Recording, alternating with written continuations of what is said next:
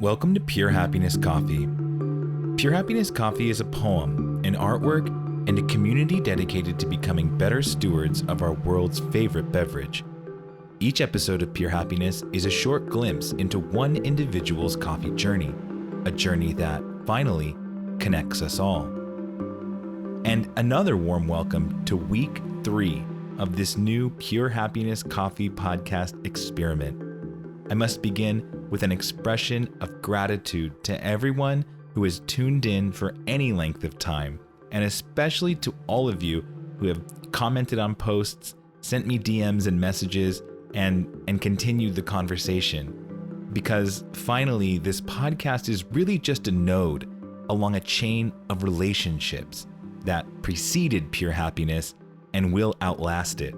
Indeed, to fold back on Stephen Dedalus's ideas about beauty, this podcast is but a percolating pressing forth of just a mote of understanding I've received from others. It is really an expression of a set of relations more than it is my individual voice. And it is the confidence of those relations that exceed my individual finitude, that allow us to assume the courage to commit to change. So my deepest gratitude to you all for helping me continue to commit to change. What that means, I don't know, but I am so happy that I continue to feel your support as I continue to move along in this uncertain future of pure happiness. Episode 11. Color Coffee Roasters and Kolla Bolcha. Last episode, we thought a little about Cecilia Vicuña's idea that words, like coffee, are seeds that give birth to new material realities. I think in part, this is a way to talk about the incredible forms of unfurling that occur each and every moment due to chance events and near misses. Occasionally, a word or seed or cup of coffee seems to burst especially strong, like one of Vicuña's palabramas, and we are left with consequences that take decades to unravel. And I just had one of these kind of powerful, surprising experiences when I learned that the founder of Color Coffee Roasters in Eagle, Colorado, Charlie Gunlock, in fact began his journey at Portola Coffee Labs in Costa Mesa, California. Well, I haven't spoken about this yet, and someday I will definitely have to share this tale in more depth. But while I was only ever a guest, my specialty coffee origin story also began at Portola Coffee, when my brother and my friends and I started attending their Theorem program. And from that program, all kinds of wild coffee things emerged, like Bear Coast Coffee in San Clemente and now Dana Point in Laguna Beach, California, Hopper and Burr, one of my favorite cafes on the planet in Santa Ana, California, and the ever-expanding Dayglow Coffee, now in Los Angeles, Chicago, and most recently in Bushwick, Brooklyn, where they have just won an honorary Sprudgie for Best New Cafe. And it is precisely for these strange connections to emerge and decades-long coincidences to manifest that I started this podcast, and why it's important to remember, in words, what the past tries to dissolve, at least from our memory. I had been a fan of Color Coffee Roasters for some time, having learned about them from the aforementioned folks at Hopper and Burr, and I always experienced a remarkable quality in their coffees, something that just always popped beautifully, just on the tip of description. So I was excited when one day, some many years after first tasting their coffees, that I had the opportunity to visit their cafe and roastery in Eagle, Colorado, in the beautiful Rocky Mountains. I was passing through the Rockies with a friend on an experimental poetics research trip in Boulder, Colorado, and we were returning from Boulder to see her family in Salt Lake City and also meet with an important conceptual writer. On the way, I was gifted with a visit to Color Coffee, and I will never forget arriving at their fantastic cafe tucked in the soaring peaks of America's most dazzling mountain range. There, I drank a cup of coffee from Kolla Bolcha washing station outside Agaro, Ethiopia. Now, coffee began being grown commercially in Agoro in the 1950s by Fitawari Gebre Christos, not far from where Arabica itself is thought to originate. At its peak, that first plantation in the region employed 400 workers during high harvest. Only a couple decades later, Ethiopia went through a tremendous shift, the Ethiopian Revolution of 1974, that violently toppled the monarchy and established Ethiopia as a Marxist-Leninist state. Part of that revolution had to do with disrupting feudalistic land tenure patterns that radicals believed were oppressing workers and holding back agrarian development in the country.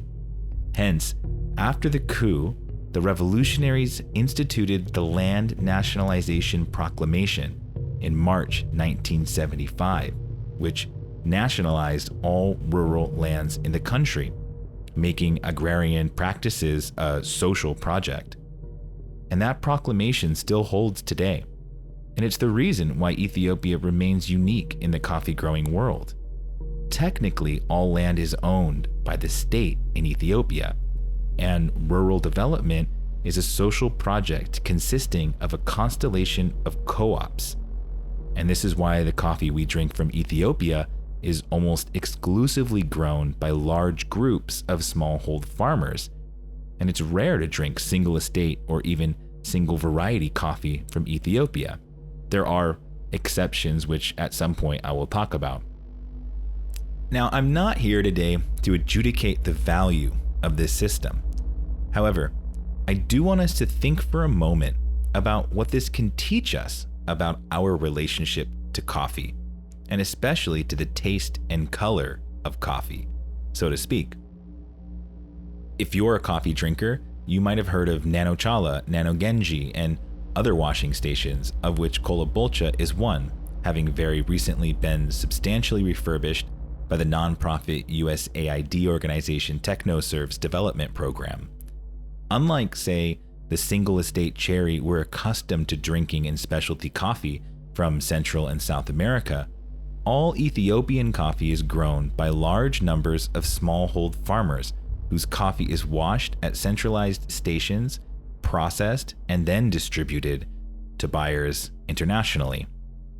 While there is much to discuss politically, socially, and economically about this system that is outside the purview of this episode, one consequence is that most Ethiopian coffee, and surely the coffee I drank that day in Eagle, Colorado, is grown by possibly hundreds, even thousands of farmers on just as many farms.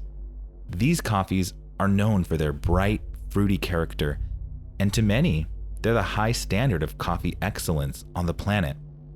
To some extent, this defies contemporary coffee's special fascination with single estate coffee, and I believe it should cause us to wonder just who benefits from that alternative system of liberalized farming, where the individual farmer is given all the credit for producing the coffee. This system has also given rise to what we usually call landrace varieties of coffee, meaning bags of coffee that are composed of many varieties, indistinguishable down to the particular variety because of the heterogeneity of farm practices. And their chromatic spectrum can be astonishing. Now, color is a notoriously difficult philosophical concept, and philosophers have been debating for thousands of years whether color is a fundamentally intrinsic quality to objects or merely something that we perceive, with pre-Socratic philosopher Anaxagoras, for example, arguing that perception deviates from the truth, owing to the feebleness of our senses. In other words, that what we see as color is not really in the object, but is the consequence of our phenomenology. Taste is similar. We've been arguing about taste forever, and in coffee, this is one of the fundamental discussions that we're always having.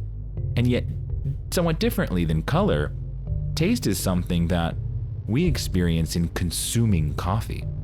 Indeed, we experience taste as we become one with coffee. And that certainly doesn't make it any easier to understand what taste is. In fact, it might even make it more difficult. Now, think about how different things might seem to be different colors by different people. In fact, languages have different words for what we might think of as the quote, same color. And think about the way that different colors are different in different light, or when placed near things of different colors themselves. Like a red apple in a large green painting starts to look really differently than if it were, say, a red apple against a big splash of red. Taste, as this podcast has been presenting, is just as complicated a phenomenon as color. And I would argue that it might even be more complicated, more difficult, precisely because of how saturated it is with social conditioning, with history, and with disgust and repulsion, as much as appetite and obsession. Now, I want to say briefly that while it might seem self-evident that single estate farms taste better, or even have, let's say, clearer colors or clearer tastes, the Ethiopian system clearly demonstrates that this is not the case. Indeed, to many advanced coffee drinkers, there's just simply nothing better than the fluorescent beauty of a kaleidoscopic Ethiopian coffee. And that radical flavor experience is precisely the result of a coordinated effort not by one individual, but across many farms, and within a spirit that moves through many people. One thing I often repeat here at Pure Happiness Coffee is that I'm interested in trying to have a producer-forward approach to coffee. But the Ethiopian system and the truth of a lot of coffee, which is grown by many, many people across time and space, makes it difficult to finally say exactly what it means to have a producer-forward approach. Other than, I would say, that we respect the workers and laborers on the ground at origin doing the bulk of the work, getting this coffee out of the ground and into our cups. Because to have a producer-forward approach to coffee, it finally cannot simply mean to highlight this or that producer or grower. Instead, a producer-forward approach must understand that much of the labor that goes into a bag of coffee cannot ever be attributed to a single individual, an estate, or anything else. Indeed, that coffee emerges from a complex social world, one that includes us all. I want to meditate on that fact now. I want us to imagine every hand that has tilled the soil and all its colors, the colors of the hand and the colors of the soil, the colors of the leaves and the color of the cherries. I want us to think of the colors of the skin and the colors of the sky, the colors of the eye, the colors of the water and the branches, the skin shorn from the seed, the mucilage covering the beige parchment, the green seed within. Think of the colors of the motion from drying bed to dry mill, husking the parchment off the bright green seed, and the color of motion as the greens fall into burlap sacks, and all the colors in between that station in Ethiopia and color coffee in Eagle, Colorado, where I found myself 2 years ago drinking this coffee. Think of those colors and think of those tastes that are now gone, but live on, unchangeable in the past, and yet nevertheless inspiring us today. Color coffee roasters. As the Rocky Mountains flatten into the Colorado Plateau just past Vail on the way to Red Rock Country, one might be extremely lucky enough to stop in at the inimitable Color Coffee Roasters. A Harmony Blend Espresso and absolutely spectacular Kolla Bolcha Ethiopia fueled our long passage across this rugged terrain, through canyons, cliffs, rock protrusions, faults, and figures, as the imagination of the West seemed to dissolve before our eyes into the mesas and spires of the Utah desert. I first had color coffee roasters at Hopper and Burr, and I've been excited about their coffee ever since. I never thought I'd have the opportunity to visit the roastery, and I was so happy to be able to step into their immaculate space, where their mission, achieved endlessly to perfection, is to bring clarity to coffee.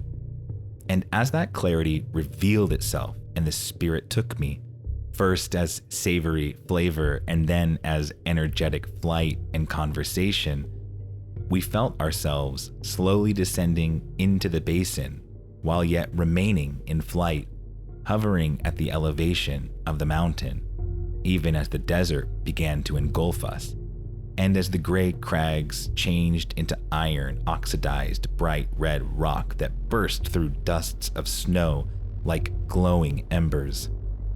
We slid down on mid-tertiary and Cenozoic lava over a thick crustal block of ancient solidity on a road carved into the contours of a creative imagination our own mortal sense of time maps over into the continuous folding of the present.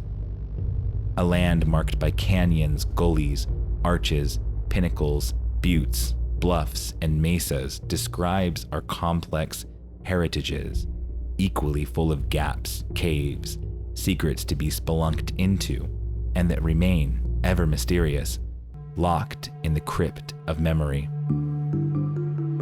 Thank you for listening.